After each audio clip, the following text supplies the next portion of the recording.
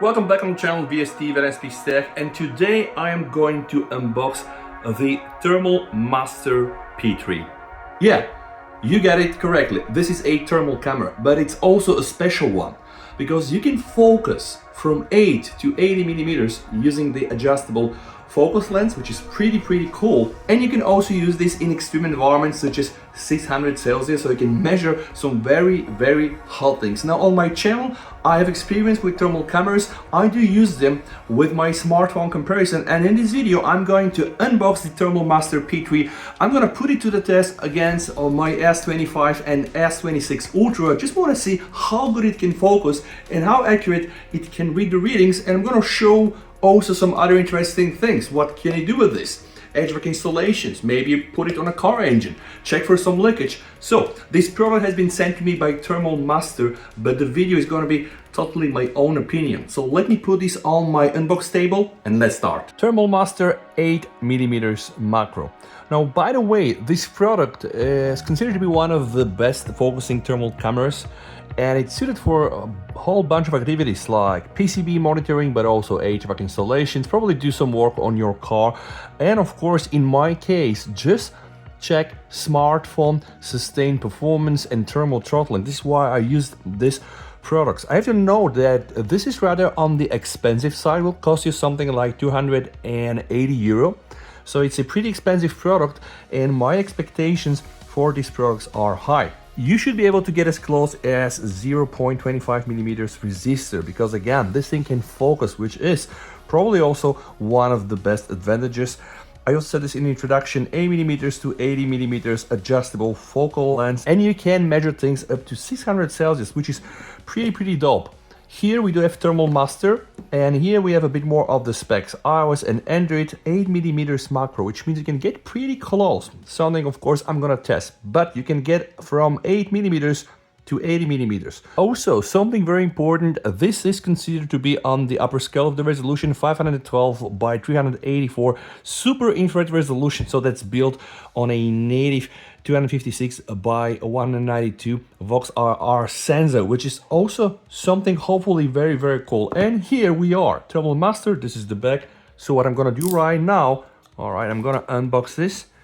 Let's see what is inside the box, and then I'm gonna hook it up to one of my phones and test it together with you. All right, something here as well.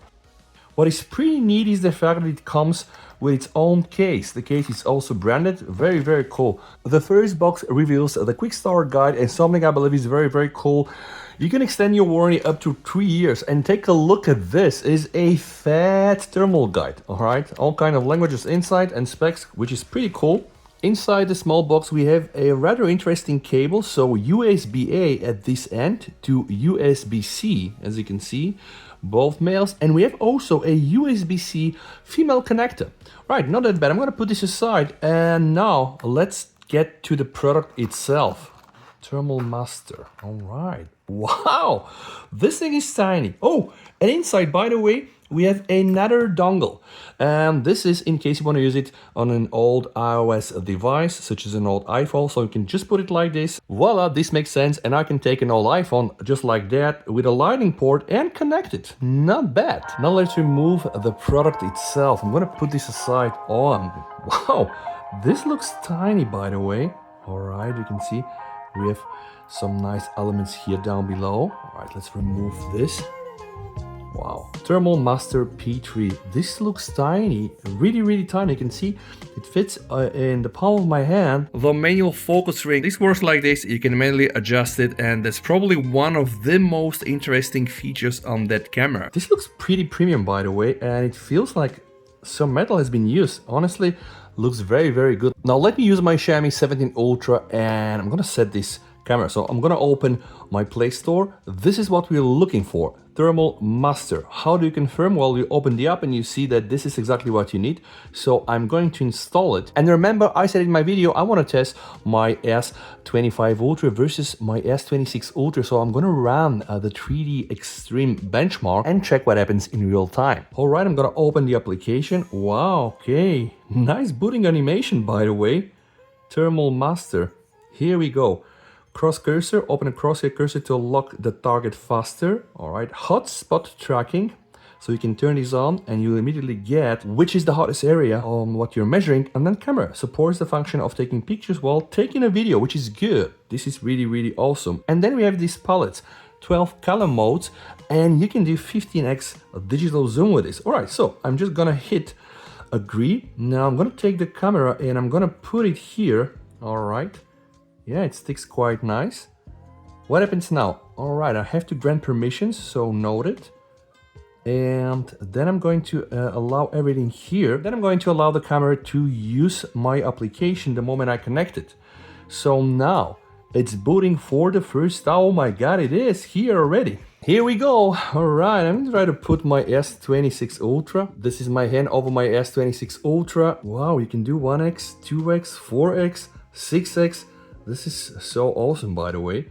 All right, so we can see this is the 1x option, then I can do 2x option, I can do 4x option, and I can do 6x option. This is really, really awesome that you can zoom in like this. The first thing I would like to do is go inside the settings. So apparently I can log in and create a registration for myself to use the service, which is nice. Here we can find information about the product we're using and also the software version and the firmware version. And I also hope that firmware upgrades will appear here. Now we have image settings, automatic shutter, voice recording sound switch, so you can turn these things on and off easy as that, video automatic shutter switch, and then you have split screen. Then we have the watermark, and we have the temperature setting. Burn protection, you can choose the temperature unit here, Celsius or Fahrenheit. Also temperature alarm if things get too hot or I guess too cold. And also variable correction, which can help you to correct the temp readings if you want to do so. Then there are some other settings like choosing the language. Oh my God, a lot of languages are here, not too bad. The whole quick start guide is gonna be here in case you lose the real thing. Let's quickly check what we have here. Some of the specs are there. The infrared resolution is 256 by 192, but you can get up to 512 by 384 using super IR resolution. So the temp accuracy plus minus 2 Celsius, the net TD 50 milliK, not too bad. Battery life 3 to 480 minutes, which I guess is not that bad. Frame rate 25 Hz. And now the software function. This is going to explain in a nutshell what you can do with the application and how to use it. But you know what I'm doing on my channel? I'm doing things hands-on. So let's try to see first things first. All right, so what happens when I click here, right? I can just choose the temp interval. Right now I'm measuring between minus 20 Celsius to 150 Celsius, and you can switch this thing to measure from 100 Celsius to 600 and also to auto. Take a look at this. Every time I change things, I can hear how the camera is refocusing. And this is already our first test. This is my cat, and I used here the standard 256 by 192 resolution, and I'm using here the 1x, and this is the same photo, but I'm using here the super IR resolution, the 512 by 384. So honestly, not a lot of difference here, but what happens when I use the 6x? On the 6x, we can see already some pixelation. So what happens when I use 6x with the high resolution? I would say it is a tiny bit better. The whole image seems to be smoother compared to the standard one. So this is again native resolution, and this is with the X3 using this upscale, which is not that bad. Now let's check what this button does. All right, you can see every time I press it, it's going to recalibrate, and I really love the sound of it.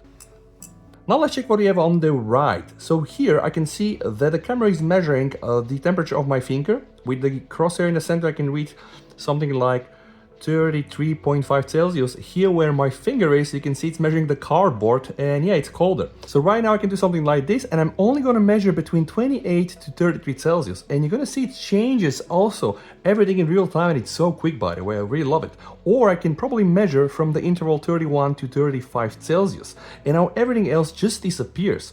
I think that's pretty awesome. And if you want to go back to auto mode, you just press here, which is nice. By the way, when you're in the custom mode, you can click here and also specify the temps here. And now let's go back on the main screen, and now let's see what we can do at the bottom. This is interesting. I guess this relates down to measurements. So right now I'm using point, as you can see, but I can also do like a line. Now I'm measuring everything that is on this line here, L1, so I can delete it, and now I can go and I can draw something else. All right, this is gonna be R1. All right, I'm now measuring this rectangle, which is pretty neat if you are measuring some specialized equipment. And then you have the circle option. You can only measure like what is inside a circle. All right, and then we have all temp. Oh, okay. Now nothing is shown, and when I click all, you know, I'm gonna get these exact 3 readings. And then you have also the color from which you can choose how things will appear, which is pretty nifty. All right, now the next one is interesting because here we have all the color palettes. So we have white hot, we have black hot, all right, we have iron red, which is kind of like a standard image for thermal management, red hot, rainbow, you can see all my fingers, and then we have medical, night vision, jungle, aurora, CD, gold, and lava. This is what I used to do the photo of my cat. All right, so I can do a picture. I can probably as well do a video. All right, now I'm recording a video. Can I switch the lens? Yeah, I can. So I went from 1x, okay, to 2x, to 4x, to 6x, and this is here my fingernail. And now how do I stop it? How do I stop the video? Probably just from here. Boom. Okay, video has been saved. And now this is the video. What? It's doing it also with sound, which is pretty good, by the way. All right, this is really interesting. So the video is using the image from the thermal camera, but it's also using the mics from the phone, I guess, and it's recording sound. That's pretty awesome. So what is this thing here, guys? You can modify the opacity. So now this is kind of like giving me a picture-in-picture where I can see the real image and of course also the thermal image. And you can also modify the opacity. Last but not least, I have these options here. So from here I can modify the brightness, all right? And this is how bright this gets or not so bright. Then the contrast, okay. And then I have the scale. All right, what is this scale? Let me see what it does. Oh, I understand. This is the custom scale that we can modify our temp readings, set like an interval, what we want to measure. And then we have the mirror. Oh, okay, this kind of inverts the whole image. So you see now my finger is like this. And now it's going to turn it the other way around. And you can also rotate the whole image. Honestly, so far I am impressed, but now I would like to put it to the test and see what it can really do. This is my S26 Ultra and this is my S25 Ultra, 26.2625, so it's circa the same. What I would like to do right now is I want to run the 3D Mark Wildlife Extreme stress test. I would like these phones to do some work so I can really measure how hot they're gonna get and exactly how well I'm gonna be able to read what happens with them. As you can see, I've created these 2 rectangles that will help me measure. So the air one is actually my S26 Ultra and we can see that the average is 34.12 Celsius. The maximum is almost like 31.9, and the R2 is my S25 Ultra at the left, and we can see that the average temperature here is a tiny bit lower right now, like 32.7 Celsius, and the maximum right now is 37.8. But I'm gonna keep this test running until I see some more results. This is absolutely correct, and I also want to measure the back at the phones. I can see that my S26 Ultra is already working at like 43.6 Celsius, and my Samsung S25 Ultra is still running colder at 36.1, and you can see this exactly in this area. So the hotter this thing is, the whiter and yellow is going to look like versus the one here. So if it's cold, we're going to get orange and then probably also like purple. I think a very good indication. So this is the S25 Ultra and we can see 43 Celsius. Now let's check the S26 Ultra. I have on the right, yeah, 41, 42. And they've been really running up to now. Honestly, this really shows that the S26 Ultra will probably be really bit more efficient compared to the S25 Ultra. I just restarted the test on the bold phones and you can see how quickly the S25 Ultra just gets hot, almost like the whole body. Now let's check the S26 Ultra. Yeah, S26 Ultra doing a tiny bit better. Definitely S26 Ultra doing better. We can see something like 42.5 as the maximum.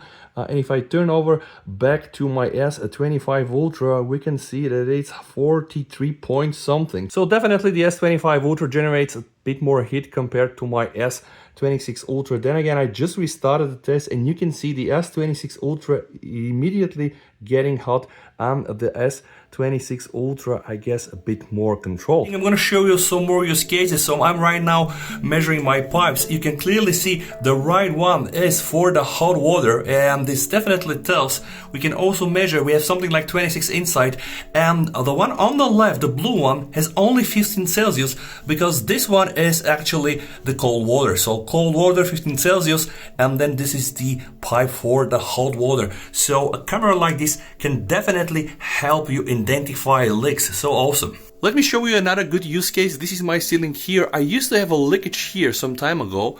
So right now I hope everything is fixed, but as you can see, it seems that this area is still colder compared to the other, which means that there's probably some moisture trapped inside. But again, a thermal camera is going to be a very good fit for you to check what is happening. Another interesting test. This is my Raspberry Pi 3, and as you can see, it has been connected to the power supply, so I'm very eager to see what I'm going to see with the Thermal Master P3. And the next test is going to be very interesting, as I'm going to test the manual focus ring. This works like this. You can manually adjust it, and that's probably one of the most interesting features on that camera. So let's do this. And now the moment we have been all waiting, I'm going to try to get close as much as I can, and I'm going now dial the manual focus ring, see what is gonna, oh my god, yeah, absolutely beautiful. Yeah, I can see those elements. So this is the heatsink, this is the charging port. Alright, how big this is. You can observe all the pins here, the heatsink, all the different elements. This is really awesome. So it definitely can get pretty close. Alright, so now I'm defocusing and I'm focusing again. Alright, so I can get as close as this. So I think this really lives up to the promise. This is what I can see with the Thermal Master. Now let me show you something cool. This is already 2x, and I can do 4x, and I can do 6x. But remember, I told you that I have also digital zoom. Before engaging with digital zoom, I'm going to use the super RI resolution. Alright, it's going to clean everything I see, and now I can go up to 15x. Okay, 15x, and this is what I can observe on the board. This is really so cool. I'm gonna do this slowly one more time. So I'm gonna zoom up to 15x. all right, this is here where the charger goes, and now again back to 4x, 2x, and 1x. And I'm gonna get really close to try to test this macro, because remember, we should be able to get somewhere close to like 8 millimeters. So this is as close as I can really get to the motherboard. And now as my Raspberry is working, you can see it gets hotter and hotter. So one more time, I'm just gonna show you the differences between the super resolution and the regular one. So this is now the regular resolution. I'm just gonna pull over the camera. All right, so see here guys, super resolution is gonna clean everything. Now again back to regular resolution, and I'm almost like 1 meter away. My hand was shaking, but imagine what happens when you put this on a tripod. And I'm gonna cycle through all the modes so that we can check them one more time. This is indeed a very cool device, but the fact that you can go up to 6x and up to 15x digitally, this is absolutely awesome. So this is yours truly on the thermal camera. Yeah, and you can see I'm okay, no fever at all.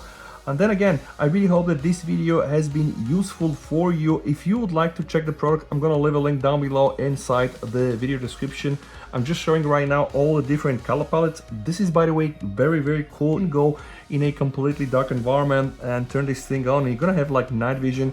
So I'm showing you different color palettes, and if you have enjoyed this video, then you might as well want to sub for the channel. I'm gonna keep using this in my test, able to provide more comprehensive reviews for all of you guys. Thank you so much for watching this video. Stay safe, VST over, and bye.